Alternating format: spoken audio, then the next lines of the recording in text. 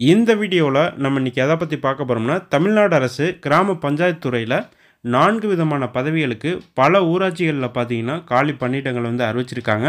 என்னென்ன போஸ்டிங் பார்த்தீங்கன்னா, office assistant, record clerk, driver, night watchman போன்ற பதவிகளுக்கு காலி பணியிடங்கள் வந்து அறிவிச்சிருக்காங்க. இந்த வேலைக்கு பார்த்தீங்கன்னா, தகுதி அடிப்படையில நேரடியாக வந்து பணி நியமனம் பண்றாங்க. ஓகே, இந்த வேலைவாய்ப்பு தொடர்பான மற்ற முழு விவரங்களையும் இந்த வீடியோல நம்ம இன்னைக்கு தெரிஞ்சுக்கலாம். ஸோ இப்போ தான் நம்ம சேனலுக்கு நீங்க ஃபர்ஸ்ட் டைம் வர்றீங்கன்னா, மறக்காம நம்ம சேனலை சப்ஸ்கிரைப் பண்ணிக்கோங்க. வாங்க தற்போது வீடியோக்குள்ள போகலாம்.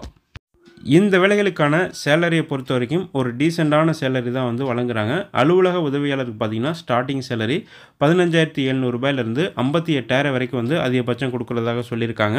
பதிவரை எழுத்தர் பதவிக்கு பார்த்தீங்கன்னா, ஸ்டார்டிங் சேலரி 15,900 ரூபாயிலிருந்து அதிகபட்சம் 58,000 வரைக்கும் வழங்குறதாக சொல்லியிருக்காங்க. ஜீப் டிரைவர் போஸ்ட்டுக்கு ஸ்டார்டிங் சேலரி 19,500 ரூபாயிலிருந்து அதிகபட்சம் 71,000 வரைக்கும் வந்து வழங்குறதாக சொல்லியிருக்காங்க.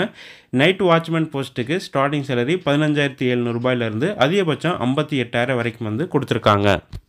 இந்த வேலைக்கான கல்வி தகுதி விவரங்களை நம்ம பார்க்கலாம். இதில் அலுவலக உதவியாளர் பதவிக்கான கல்வி தகுதியை பொறுத்த வரைக்கும் 8ஆம் வகுப்பு தேர்ச்சி பெற்றிருக்க வேண்டும் சொல்லியிருக்காங்க. சைக்கிள் ஓட்ட தெரிந்திருக்க வேண்டும் சொல்லியிருக்காங்க. அடுத்து ரெக்கார்ட் கிளர்க் போஸ்ட்டுக்கான எஜுகேஷன் குவாலிஃபிகேஷன் பார்த்தீங்கன்னா, 10ஆம் வகுப்பு தேர்ச்சி பெற்றிருக்க வேண்டும் சொல்லியிருக்காங்க. மேலும் பார்த்தீங்கன்னா, சைக்கிள் ஓட்ட தெரிந்திருக்க வேண்டும் சொல்லியிருக்காங்க.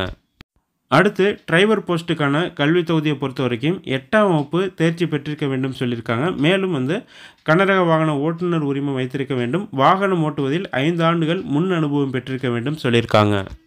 அடுத்து இரவு காவலர் பதவிக்கான கல்வி தகுதியை பொறுத்த வரைக்கும் தமிழில் எழுத படிக்க தெரிந்திருக்க வேண்டும் சொல்லியிருக்காங்க. ஸோ இந்த வேலைகளுக்கு விண்ணப்பிக்க வேண்டிய கடைசி தேதி பார்த்தீங்கன்னா 31 ஜனவரி 2024. ஸோ எல்லா போஸ்ட்டுக்குமே தனித்தனியான அப்ளிகேஷன் ஃபார்மேட் வந்து கொடுத்துருக்காங்க. ஸோ அந்த அப்ளிகேஷன் ஃபார்மை நீங்கள் டவுன்லோட் பண்ணி பிரிண்ட் எடுத்துகிட்டு அதை உங்களுடைய ஃபோட்டோ ஒட்டி பேசிக் விவரங்களை ஃபில் பண்ணிக்கிட்டு தேவையான ஆவணங்கள் ஜெராக்ஸ் நகல் இணைச்சு பதிவஞ்சல் தபால் மூலமாக வந்து இந்த வேலைக்கு வந்து விண்ணப்பிக்க சொல்லியிருக்காங்க.